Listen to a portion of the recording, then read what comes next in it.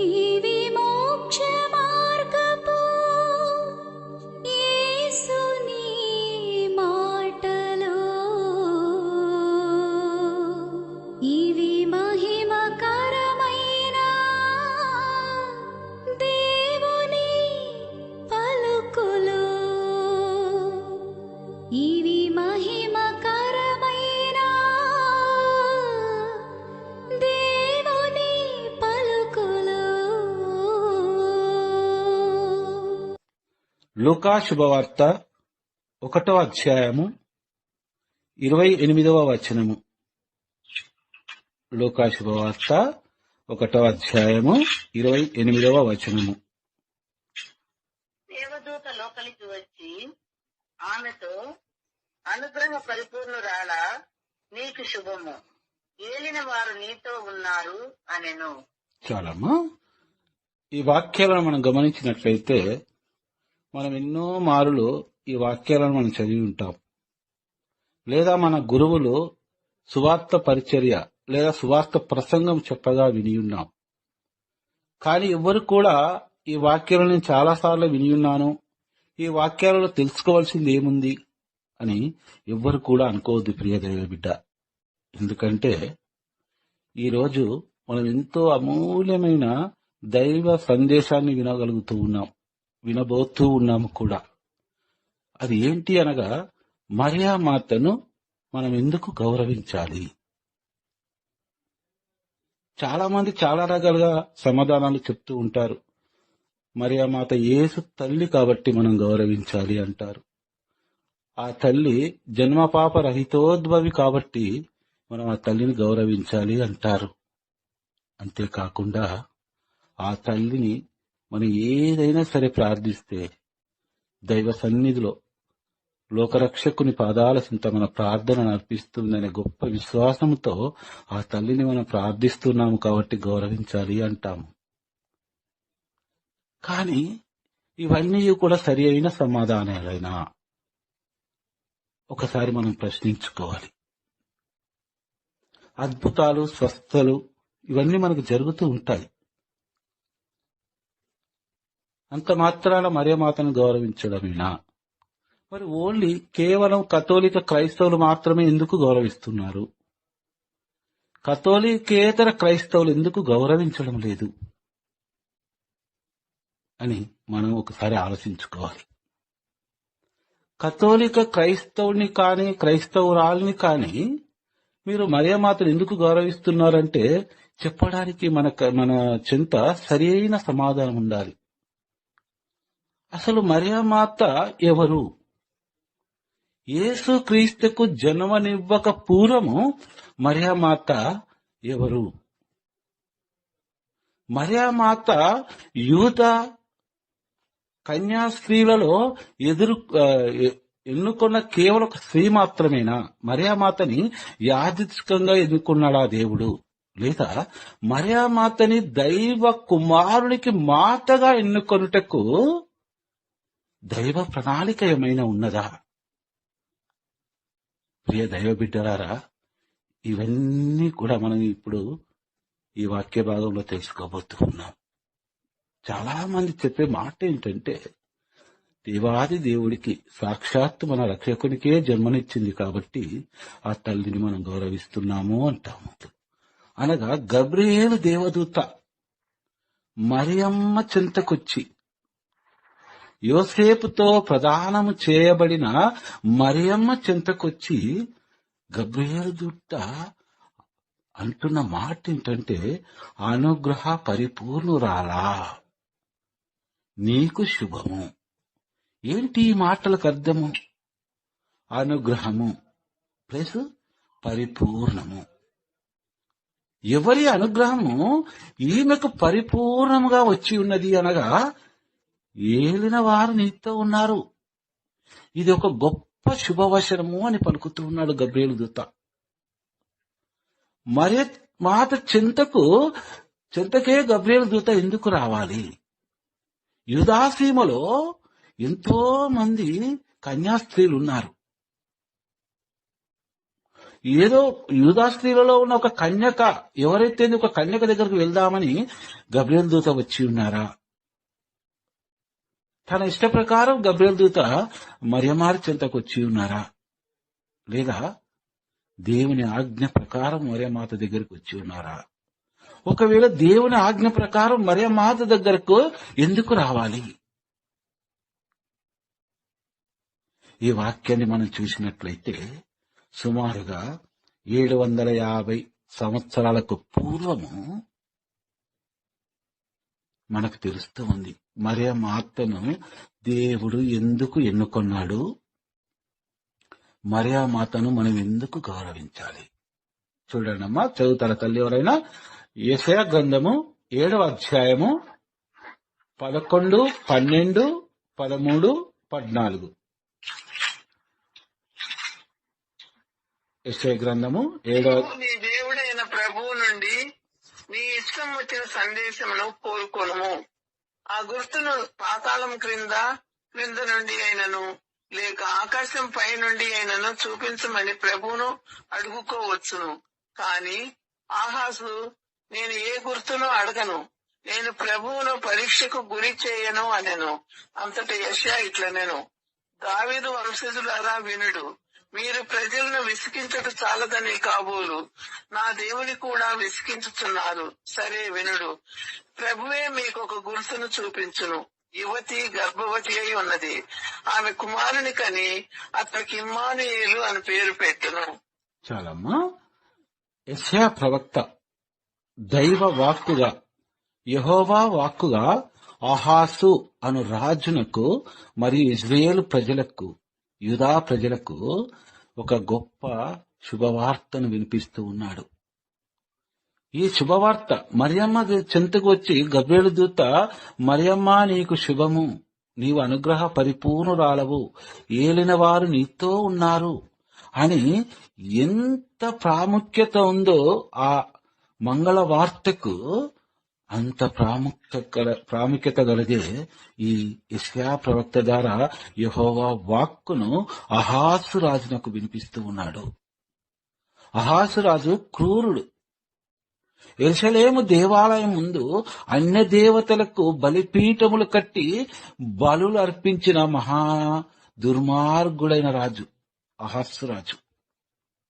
తనే కాకుండా ఆ యూదా ప్రజలందరినీ కూడా బలులు అర్పించుటకు ఎంతగానో ఇబ్బంది పెట్టిన మహాక్రూరమైన రాజు అహాసు రాజు.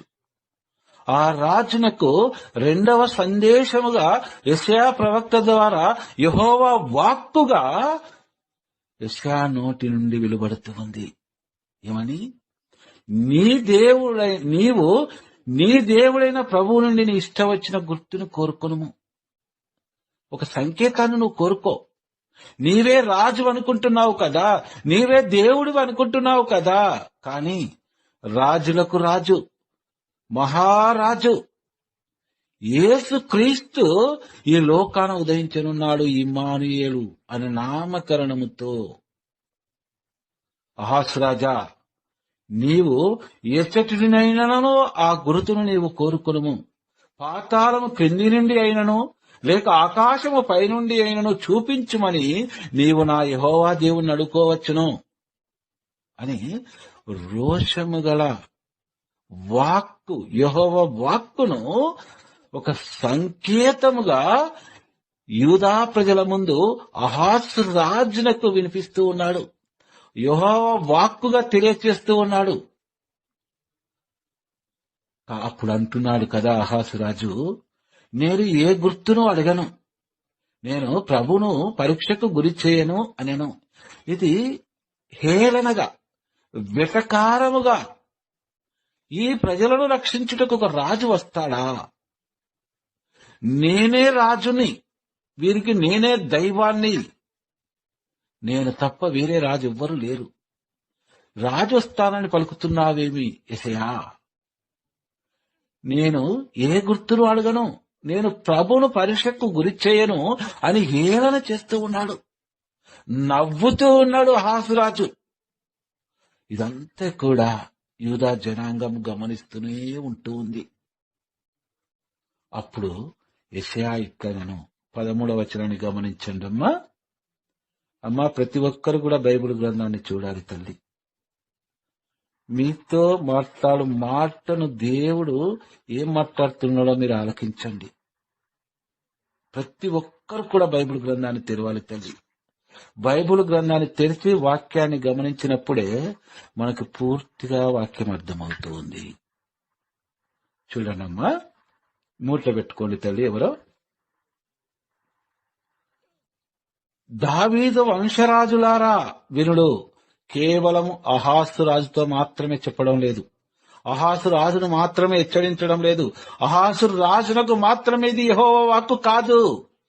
ఎవరికి యెహోవా వాక్కు అనగా దావీదు వంశరాజులు ఎంతమంది అయితే దావీదు వంశములో జన్మిస్తారో, రాజ్య పాలన చేస్తారో ముందు కూడా వారందరికీ కూడా ఒక హెచ్చరికగా చెప్తున్నాను, వినుడు.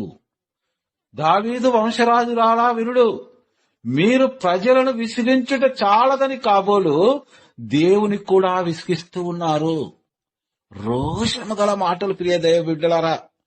యెహోవా దేవుని వాక్కు రోషముగా వెలువడుతూ ఉంది యెషయా ప్రవక్త నోటి ద్వారా. ఏమంటున్నాడు? దావీదు వంశరాజులారా వినుడు. ప్రతి ఒక్కరు కూడా వినాలి. తరతరముల వారికి కూడా ఈ వాక్కు మీ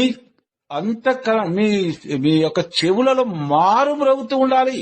ఏమని మీరు నా ప్రజలను అనగా దేవుని ప్రజలను విసిగించుట చాలదని దేవునిని కూడా విసిగిస్తూ ఉన్నారు. చూడనమ్మా 14వ వచనము. సరే వినుడు.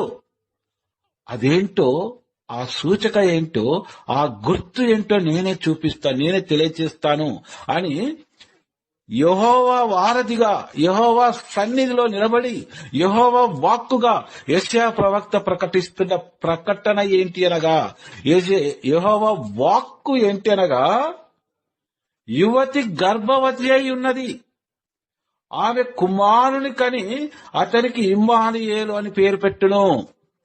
ఒక యువతి గర్భవతి అయి ఉంటుంది అని లేదు ప్రభు వాక్కిది, ఉన్నది అంటున్నాడు.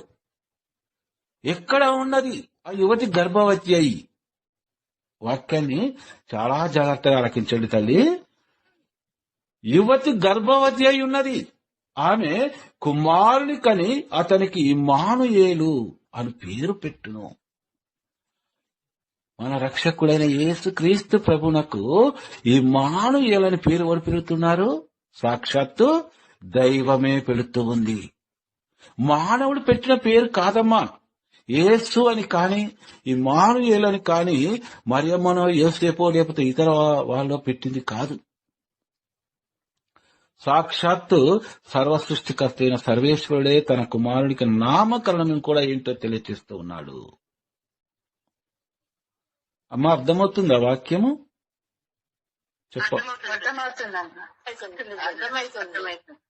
ఓకే తల్లి, నోట్లోకి వెళ్ళండి. యువతి గర్భవతి అయి ఉన్నది. ఇది ఎప్పుడు జరుగుతూ ఉంది? గబ్రియేలు దూత మరియమ్మను దర్శించినప్పటి నుంచి మొదలుకుంటే వెనుకకు చూసుకుంటే 750 సంవత్సరాలకు పూర్వము యెషయా ప్రవక్త ద్వారా ప్రవచించిన ఒక ప్రవచనము దైవ బిడ్డలారా.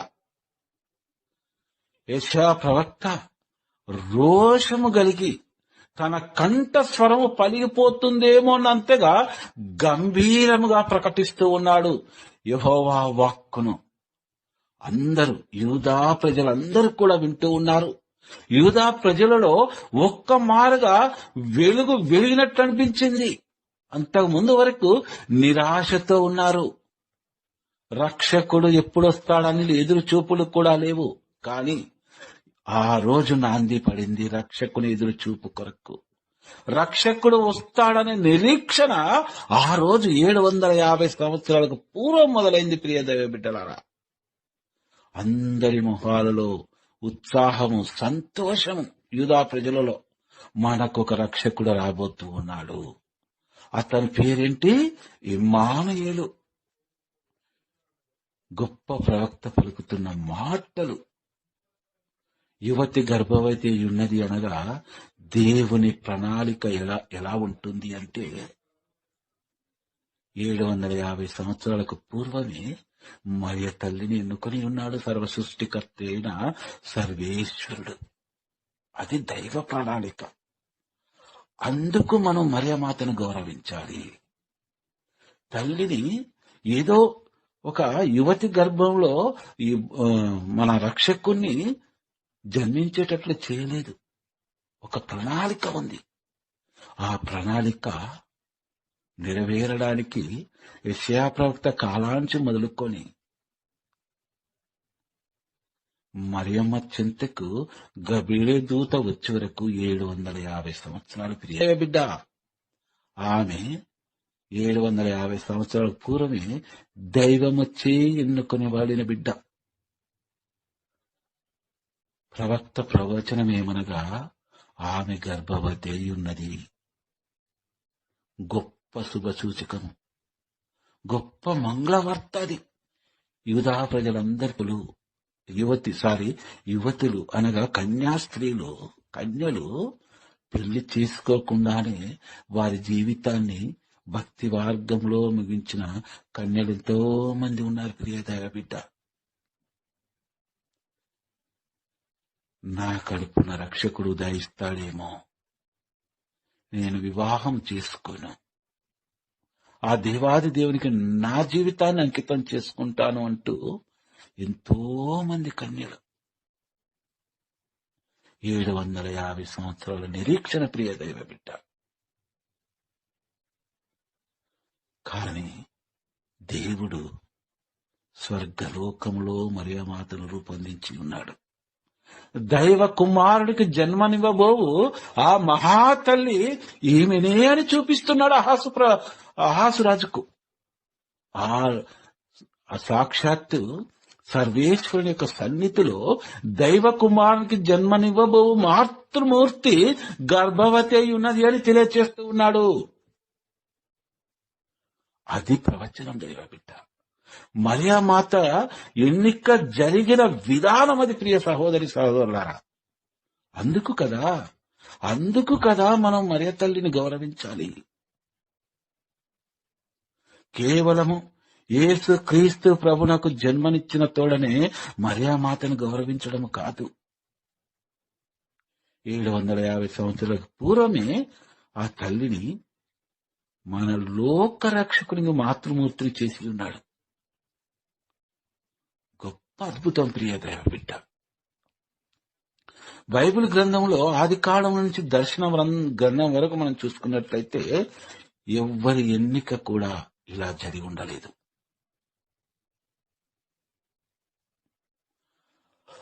ఆదిలోని వాక్కు, సృష్టి ఆరంభమునకు పూర్వమే ఉన్న వాక్కు మానవ రూపి అయి మరియ తల్లి గర్భాన ఉదయించుటకు తల్లిని పరలోకములో ఉన్నదని తెలియచేస్తూ ఉన్నాడు మనందరికీ. అందుకు మనం ఆ తల్లిని గౌరవించాలి. అందుకు ఆ తల్లి యొక్క మధ్యస్థ ప్రార్థనను మనం ఆశ్రయించాలి ప్రియ దైవ బిడ్డ.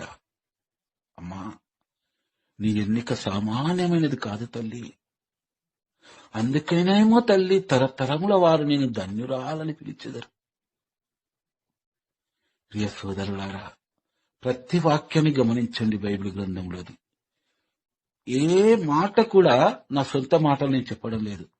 ప్రతి మాట కూడా నేను వాక్యపరంగానే మీకు నేను వివరిస్తూ ఉన్నాను. ఇది ఎప్పుడు నెరవేరింది అనగా కలలో యోసేపునకు కలలో గబ్రియలు దూత కనిపించి విధముగా తెలియచేస్తూ ఉంది. మరియమ్మను విడనాడాలి అనే ఒక ఆలోచన వచ్చినప్పుడు నేను ఎందుకు పూర్తిగా వివరించడం లేదంటే మనకు తెలుసు కాబట్టి నేను వివరించలేదు. ఎందుకంటే మనకు సమయం కూడా సరిపోదు కాబట్టి. చదవండి అమ్మా ఒకసారి. మత్తయి సువార్త 1వ అధ్యాయము 22వ వచనము. మత్తయి శుభవార్త 1వ అధ్యాయము 22వ వచనము. ఇదిగో కన్య గర్భం ధరించి ఒక కుమారుని కనును, ఆయనను ఇమ్మానుయేలు అని పిలిచెదరు అని ప్రవక్తతో ప్రభువు పలికినది నెరవేరినట్లు ఇదంతయు సంభవించెను. ఇమ్మానుయేలు అనగా దేవుడు మనతో ఉన్నాడు అని అర్థము. చాలమ్మా. ప్రవక్త పలికిన ప్రవచనము నెరవేరుతూ ఉంది అని మత్తయి సువార్తలో మనం చూస్తూ ఉన్నాము. మత్తయి సువార్తలో చూస్తూ ఉన్నది లూకాసు వార్తలో కూడా చూస్తూ ఉన్నాము. అంటే 750 సంవత్సరాలకు పూర్వము యెషయా ప్రవక్త ప్రవచించిన ప్రవచనము ఇదిగో కన్యక గర్భవతి అయి ఉన్నది అనే ప్రవచనము ఇక్కడ నెరవేరుతూ ఉంది అని దేవుడు మనకు గుర్తు చేస్తూ ఉన్నాడు. ఒక ప్రవక్త ద్వారా పలికిన ప్రవచనము నెరవేరునట్లు ఇదంతయు సంభవించెను. ఇదంతయు అనగా ఈ దైవ ప్రణాళిక అంతయు సంభవించింది అని చెప్తూ ఉన్నాడు. స్వర్గలోకంలో పరలోకంలో ఏ దైవ ప్రణాళిక ఏదైతే ఉందో దైవానిది, ఆ ప్రణాళిక గురించి మనకి ఒక వాక్యంలో ఒకే ఒక అక్షరంలో తెలియజేస్తూ ఉన్నాడు. ప్రియ దైవ బిడ్డ, చూడనమ్మా, నేను చదువుతాను. ఇదిగో కన్య గర్భము ధరించి ఒక కుమారుని కనును, ఆయనను ఇమ్మానుయేలు అని పిలిచెదరు అని ప్రవక్తతో ప్రభు పలికినది నెరవేరునట్లు. ప్రవక్తతో ప్రభు పలికినది. ప్రవక్త అనగా ఎవరు? యెషయా ప్రవక్త. ప్రభు అనగా సర్వ సృష్టికర్త అయిన సర్వేశ్వరుడు. వాక్యాన్ని చాలా గమనించండమ్మా. యెషయా ప్రవక్త పలకడం లేదు, ప్రవక్తతో ప్రభు పలికినది. నోటి బూరగా వాడుకున్నాడు యెషయా ప్రవక్త, నోరును బూరగా వాడుకున్నాడు అక్కడ యెహోవా దేవుడు. అదే వాక్యాన్ని ఇక్కడ మనకు తెలియజేస్తూ ఉన్నాడు. ఇదంతయు సంభవించను, ఇదంతయు జరిగినది. ఇమ్మానుయేలు అనగా దేవుడు మనతో ఉన్నాడు అని అర్థము. ఇదంతా ఎవరికి తెలియజేస్తూ ఉన్నాడు అంటే, నిద్రిస్తున్న కళ్ళలో కడబడుతూ గబ్రియేలు దూత యోసేపునకు తెలియజేస్తూ ఉన్నాడు. ఇమ్మానుయేలు మనం యెషయా గ్రంథంలో చూస్తాము. అతనికి ఇమ్మానుయేలు అని పేరిడుదురు. అదే వాక్యాన్ని ఇక్కడ మనం చూస్తూ ఉన్నాము.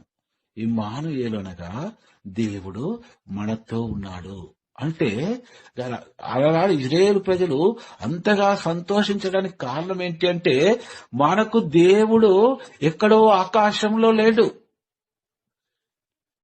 మనలో ఉండుటకు వస్తూ ఉన్నాడు. ఇమ్మానుయేలు అనగా దేవుడు మనతో ఉన్నాడని కదా అర్థము. అప్పుడు దేవుడు మనలోనే ఉండుటకు, వాస్తవమైనటకు వస్తూ ఉన్నాడు అని 750 సంవత్సరాల పూర్వమే యూదా ప్రజలు అర్థం చేసుకొని సంతోష గానాలతో వారందరూ కూడా గంతులు వేశారు. ప్రియ దైవ బిడ్డలారా, చదవనమ్మా. లూకా శుభవార్త 1వ అధ్యాయము 29వ వచనం. 28వ వచనం మనం చదువుకున్నాం కదా, ఒకసారి మీకు గుర్తు చేస్తాను. 28వ వచనము, దేవదూత మరియమ్మ గృహపు లోనికి వచ్చి ఆమెతో, అనుగ్రహ పరిపూర్ణురాలా, నీకు శుభము, ఏలిన వారు నీతో ఉన్నారు అని పలికెను. ఇప్పుడు చదవండమ్మా. మరియమ్మ ఆ పలుకులకు కలత చెంది ఆ శుభవచనము ఏమిటో అని ఆలోచించుచుండగా, నెక్స్ట్ వచనం చదవండి. దేవదూత, మరియమ్మ భయపడుకుము, నీవు దేవుని అనుగ్రహమును పొంది ఉన్నావు. చాలమ్మా. 28వ వచనంలో మనం చూస్తూ ఉన్నాము. గబ్రియేలు దూత లోనికి వచ్చి ఏమంటూ ఉంది ఆమెతో, మరియమ్మ నీవు అనుగ్రహ పరిపూర్ణురాలవు, నీకు శుభము, ఏలిన వారు నీతో ఉన్నారు. ఆ శుభవచనం ఏంటో, ఏలిన వారు నాతో ఉండడం. ఏలిన వారనగా సర్వసృష్టికర్త అయిన సర్వేశ్వరుడే సాక్షాత్తు ఒక అతి సాధారణమైన ఒక కన్యతో ఉండడం, కన్య గృహంలోనికి రావడం. దేవదూతను చూడడమే గొప్ప అదృష్టం అనుకుంటే, సర్వసృష్టి పాలకుడైన సర్వసృష్టికర్త అయిన సర్వేశ్వరుడే నా గృహంలోనికి రావడం ఏంటి? అమ్మ, ఎవరికైనా ఆశ్చర్యం కలుగుతూ ఉంది కదా ఆ మాటలు వింటే? ఈరోజు మనకు కూడా కదా అమ్మా? ఓకే. మరి అమ్మ, ఆ పలుకులకు కలత చెంది ఆ శుభవచనం ఏమిటో అని ఆలోచించుచుండగా దేవదూత చెప్పిన ఆ శుభవచనం ఏమై ఉంటుంది? నాకు ఏమని చెప్పాలనుకుంటున్నాడు గబ్రియేలు దూత అని ఆలోచిస్తూ ఉందంట మరియ తల్లి. దేవదూత అనగా గబ్రియేలు దూత ఇలా పలుకుతూ ఉన్నాడు, మరియమ్మ భయపడకుము. ఏమంటున్నాడు? మరియమ్మ భయపడకుము. ఎందుకనగా నీవు దేవుని అనుగ్రహమును పొంది ఉన్నావు. నీవు సాక్షాత్తు సర్వసృష్టికర్త అయిన సర్వేశ్వరుని యొక్క అనుగ్రహాన్ని పొంది ఉన్నావు తల్లి. నువ్వు సామాన్యమైన వ్యక్తివి కాదు అని దేవదూత ఏమంటున్నాడు అంటే, భయపడకుము మరియమ్మ. ప్రియ దైవ బిడ్డలారా, ఈ ఒక్క మాటను మనం విశ్వసించాలి. ఈ ఒక్క మాటను గనుక మనం విశ్వసించి ప్రార్థించినట్లయితే సాక్షాత్ దేవుడు మనతో ఉండడమే కాదు, మనలోనే వాసమై ఉంటాడు. అప్పుడు నీవు భయపడకుము నా బిడ్డ అను స్వరాన్ని మనం వినగలుగుతాము. ప్రియ దైవ బిడ్డ, అదే మాట మరియమ్మ గారితో పలుకుతూ ఉన్నాడు. నీవు దేవుని అనుగ్రహాన్ని పొంది ఉన్నావు, ఇక నీకు భయమేలా? విశ్వ సృష్టికర్తనే నీ చెంతనున్నప్పుడు నీకు భయమేలా? అవును కదా. ఈరోజు మన రక్షకుడైన యేసయ్య నా సొంత రక్షకుడని మనం విశ్వసించినప్పుడు మనకెందుకు భయం? మనం భయపడాలంటే మన రక్షకుడైన యేసయ్య కంటే శక్తివంతుడైన వాడికే భయపడాలి. మరి ఎవరైనా ఉన్నారా? ఎవ్వరూ లేరు కదా. ఎందుకు భయపడుతున్నావు? నీ సమస్యలను చూసి నువ్వు ఎందుకు బెదిరిపోతూ ఉన్నావు?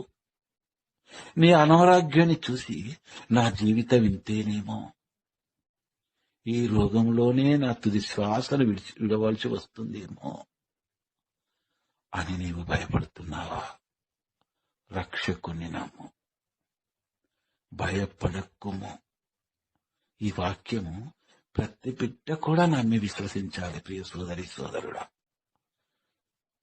చూడండి, ఇదిగో నీవు గర్భము ధరించి కుమారుని కనెదవు, ఆ శిశువునకు యేసు అను పేరు పెట్టుము. ఎంత క్లియర్ గా అర్థమయ్యేలా చెప్తున్నారు చూడండి గబ్రియేలు దూత. మరియమ్మ, నీవు దేవుని అనుగ్రహాన్ని పొంది ఉన్నావు.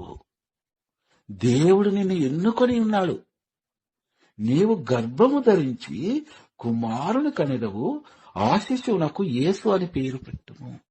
నువ్వు సామాన్య వ్యక్తివి కాదు తల్లి.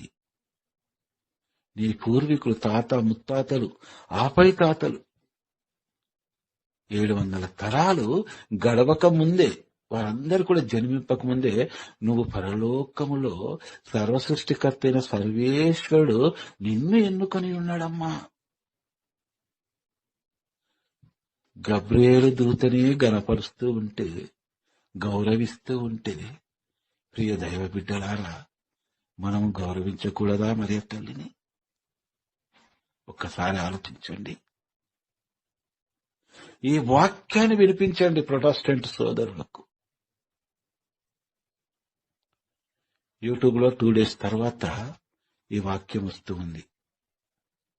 మీకు సమాధానం చెప్పే శక్తి లేకపోయినను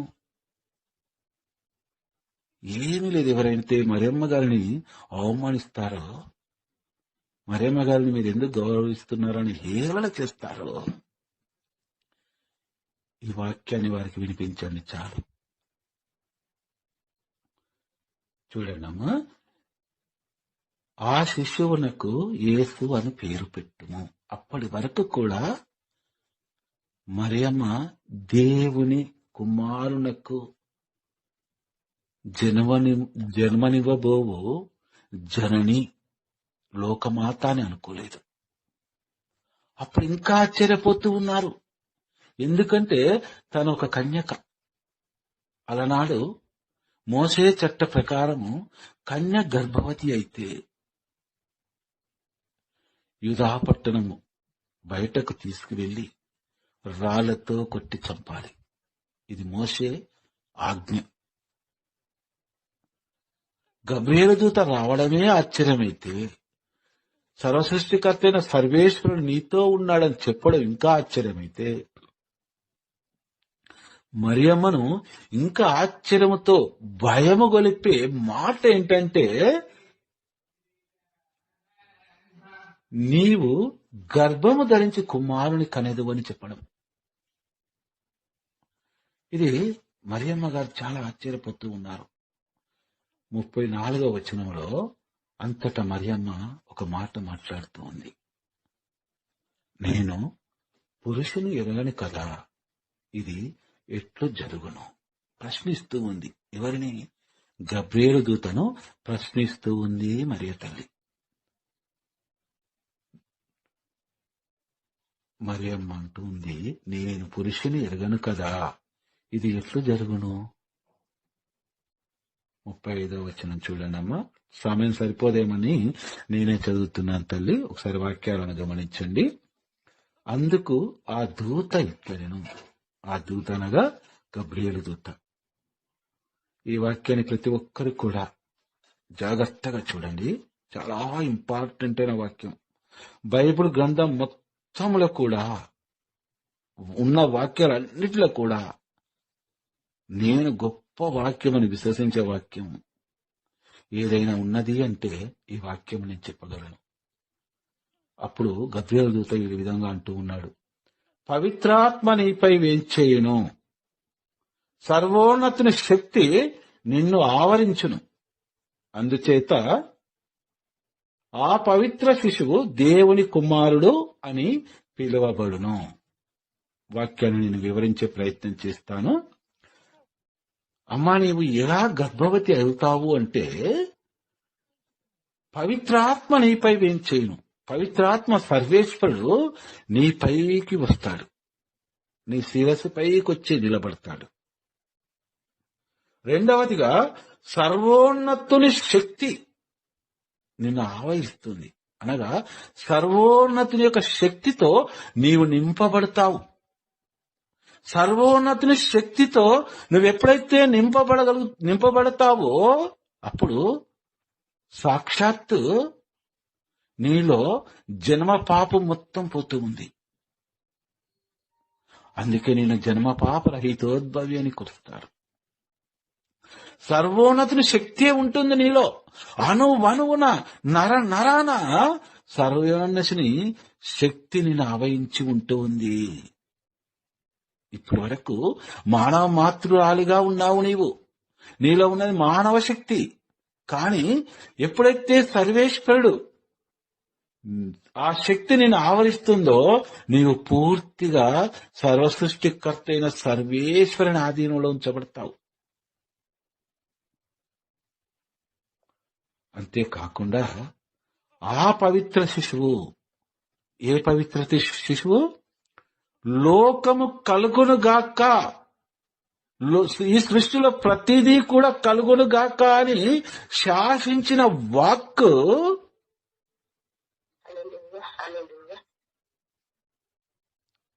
ఆ వాక్కు నీ గర్భంలో శిశువుగా రూపొందబోతుంది. అందుకు ఆ తల్లిని మనం గౌరవించాలమ్మా. ఎంతో గొప్ప ధన్యత తల్లిది.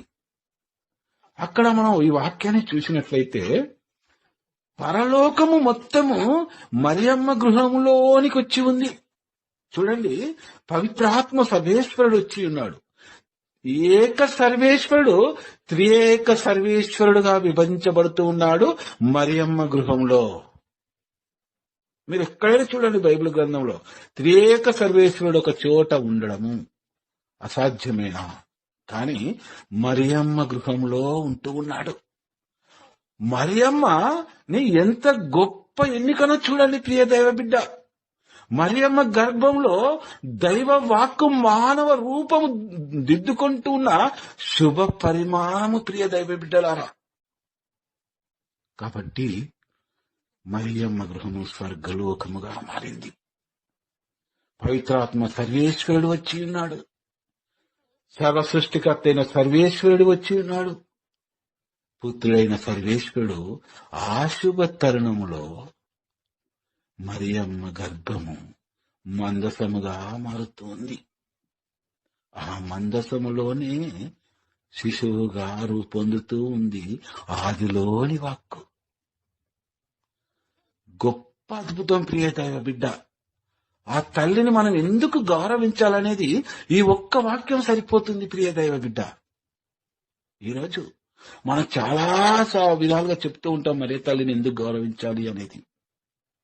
కానీ ఆ తల్లి ఎన్నిక నుంచి మొదలుకొని ఆ తల్లి గర్భము మందసముగా మారి ఆ మందసములో శిశువుగా కొలువు తీరుతున్న ఈ లోక రక్షకుని వరకును కూడా మనం చూసినట్లయితే, అమ్మా నీవెంత ధన్యురాలవు తల్లి అని కొనియాడకుండా ఉండునా ప్రతి నాలుక కూడాను వాక్యాన్ని అర్థం చేసుకున్నట్లయితే. ప్రియ సహోదరి సహోదరులారా, తరువాతి భాగము దేవుని మహాకృప నా పైన ఉంటే వచ్చే శుక్రవారం రోజున మీకు తెలియచేస్తాను. ఈ వాక్యం వినిన వాక్యం పట్ల మీకు ఏదైనా సందేహాలు ఉన్నట్లయితే ఒక 5 నిమిషాలు మాత్రమే మీకు టైం ఇస్తాను తల్లి, మీరు తెలియపరచగలరు. సర్వ సృష్టికర్త అయిన సర్వేశ్వరుని యొక్క పరిశుద్ధ నామము యుగ యుగములో కీర్తించి గణపరచబడునుగాక. ఆమేన్.